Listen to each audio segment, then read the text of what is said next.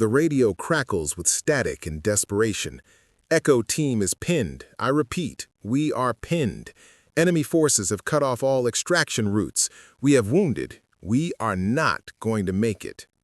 Sergeant Wade's voice breaks through the chaos, raw with fear he's never shown before. Command, we've got 200 enemy combatants closing from the north, east, and west. They've taken the ridge. They've taken everything. We're surrounded on a frozen cliff face with no ammunition, no backup, and no way out. Silence from command.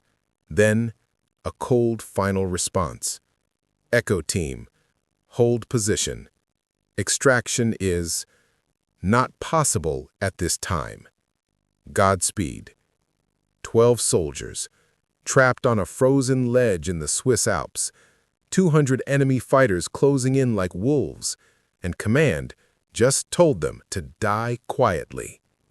Sergeant Wade looks at his team, bloodied, frostbitten, broken. His eyes land on the smallest figure huddled against the rock face.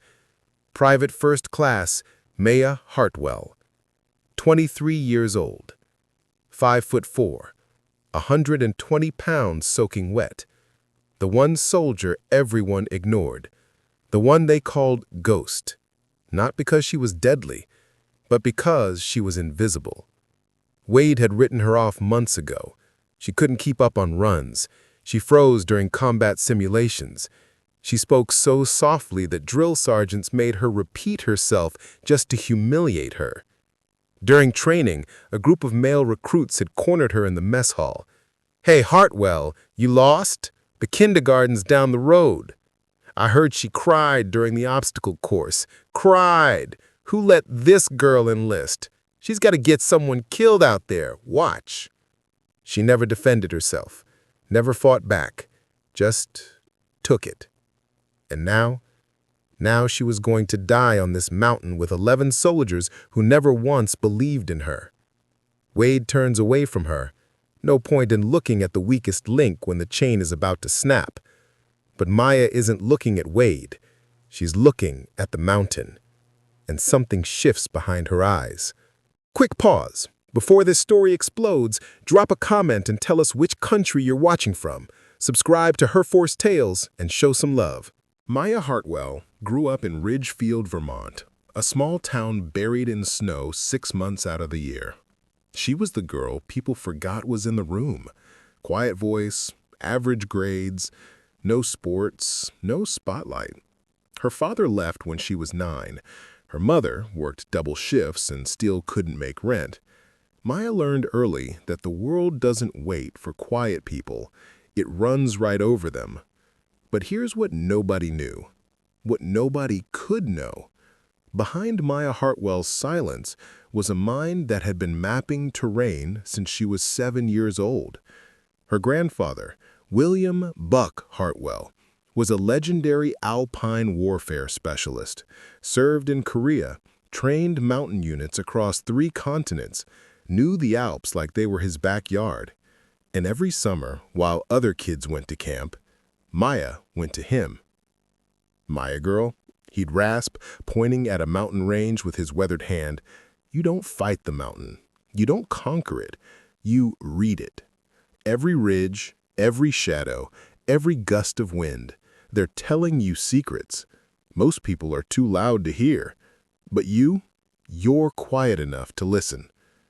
From age 7 to 17, Maya trained with him, rappelling in storms, navigating by starlight, building snow shelters in whiteout conditions, learning to move across ice without making a sound.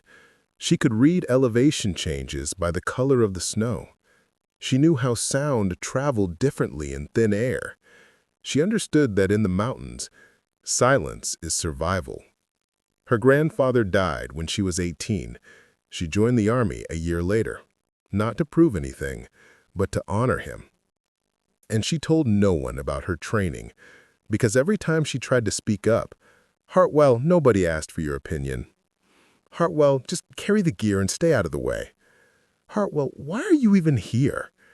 So she stopped talking and started watching, mapping, waiting. Back on the mountain, the situation collapses faster than anyone expected. "Movement! North Ridge! They're coming!" Gunfire erupts. Sergeant Wade orders suppressive fire, but they're down to their last magazines. Corporal Jensen takes a round to the shoulder. Private Reeves falls back, screaming. The enemy is everywhere, and they know it. They're not attacking, they're toying with Echo Team, waiting for them to freeze, waiting for them to break.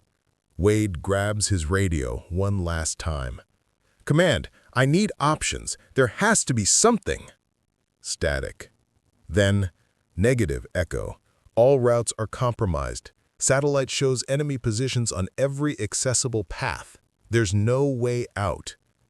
No way out. Wade lowers the radio. For the first time in his career, he has nothing. No orders to give, no plan to execute. Just waiting to die. And that's when Maya speaks. Her voice is so quiet, Wade almost misses it. "There's a way." He turns. She's crouched beside him now, somehow having moved without making a sound. Her eyes are locked on the eastern face of the mountain.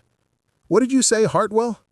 She points toward what looks like a sheer cliff wall, a frozen death sentence covered in ice and shadow. There's a traverse, a fault line beneath the ice shelf. It runs southeast for about 300 meters, then drops into a ravine the enemy hasn't covered because it looks impassable. Wade stares at her like she's lost her mind. "That wall is 90 degrees, Hartwell. In a blizzard, we'd fall before we moved 10 feet. Maya doesn't flinch. No, the ice formations create horizontal ledges every 40 feet, and the wind patterns are consistent. Gusts come from the northwest, which means the eastern face is partially shielded. If we move during the lulls, we can traverse." Silence. Every soldier is staring at her now. The girl they mocked, the ghost, speaking with absolute certainty about things they can't even see. "How the hell do you know that?" Wade demands. Maya looks at him, and for the first time, there's no hesitation. "Because I've been reading this mountain since we landed, and my grandfather taught me how to listen." Wade has two choices. Trust the girl nobody believed in, or wait to die. He makes the call. "Everyone gear up. Hartwell's taking point." The team exchanges glances. Shock, doubt, fear. But they follow. Maya moves first. And what happens next changes everything. She moves across that frozen face like she was born on it. Every step precise. Every handhold chosen 3 moves in advance. She signals the team when to move and when to freeze. She reads the wind like sheet music, finding pockets of calm that shouldn't exist. Corporal Davis, 200 pounds of muscle, slips on black ice. Maya catches his harness without even looking. "Shift your weight left. There's a ledge 6 inches below your right foot." He follows her instructions. He doesn't fall. Nobody falls. Halfway across, enemy spotters finally see movement. Gunfire echoes off the cliffs. But Maya doesn't panic. "Stay tight to the wall. The angle of fire from their position can't reach us here. The overhang creates a dead zone. Keep moving." They keep moving. Bullets spark off rock above them, but not one shot connects. She knew. She knew exactly where the safe zone was. When they reach the ravine, the team drops into cover, exhausted, terrified, but alive. Sergeant Wade looks at Maya like he's seeing her for the first time. "Hartwell, how?" She doesn't answer. She's already scanning the terrain ahead. "We're not clear yet. The ravine leads to a supply depot, abandoned but intact. If there's a working radio or flare kit, we can signal for extraction." "How do you know there's a depot?" Maya glances at him. "My grandfather built it. 1953. They find the depot. Frozen solid, half buried in snow, but standing. Inside, emergency rations, old equipment, and a flare gun. One flare. One chance. Maya loads it, but before she can fire, the radio crackles. Enemy chatter. They've been tracked. "They're coming through the ravine," Private Torres says, face pale. "They'll be on us in 8 minutes. 8 minutes. No weapons. No cover. And if they fire the flare now, the enemy will see exactly where they are. It's over. Or so everyone thinks." Maya looks up at the ridge above the depot, then at the snow formations clinging to the mountainside. "Sergeant, I need everyone inside the depot, now." "What are you planning, Hartwell?" She picks up an old ice axe from the depot supplies. "My grandfather taught me one more thing." "What's that?" She meets his eyes. "How to make a mountain fight for you."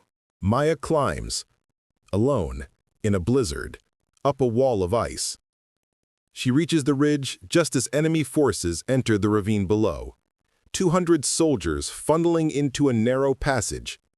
She doesn't have weapons. She doesn't need them. She studies the snow shelf above, reads the stress fractures, finds the fault line. She raises the ice axe. 1 strike. Crack. 2 strikes. Crack. Crack. The mountain groans. And then it speaks. An avalanche explodes down the mountainside, a white tsunami of snow and ice that slams into the ravine with the force of a freight train. The enemy forces don't even have time to scream. When the snow settles, 200 soldiers are buried. Echo Team is untouched. Maya fires the flare. It screams into the sky, red light blooming against the white. 30 minutes later, extraction choppers arrive. Command reviews the satellite footage, the impossible traverse, the precision navigation through a blizzard, the triggered avalanche that eliminated an entire battalion without a single shot fired. General Morrison himself calls Sergeant Wade into debrief. "Wade, who the hell is Private First Class Hartwell?" Wade pauses. Then, "She's the reason any of us are standing here, sir." The medal ceremony happens 6 weeks later. Maya stands at attention as the Distinguished Service Cross is pinned to her chest, the second highest military honor in the United States Army. Sergeant Wade is in the audience, so is every soldier from Echo Team, and the men who once mocked her in the mess hall. After the ceremony, one of them approaches. Corporal Briggs, the loudest of her bullies. He doesn't make excuses. "Hartwell, I was wrong about you. We all were. I'm sorry."